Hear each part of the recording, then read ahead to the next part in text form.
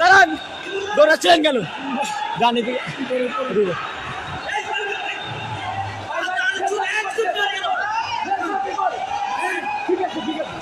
ওর কাছে কি না না, আমি ফেরত দিব ভাই, দিব না। ও ও চলে যাচ্ছে, চলে যাইতে দে ভাই, আমি নয়তো মেরে ফেলবো রে। ঠিক আছে দর্শক, ইতিমধ্যে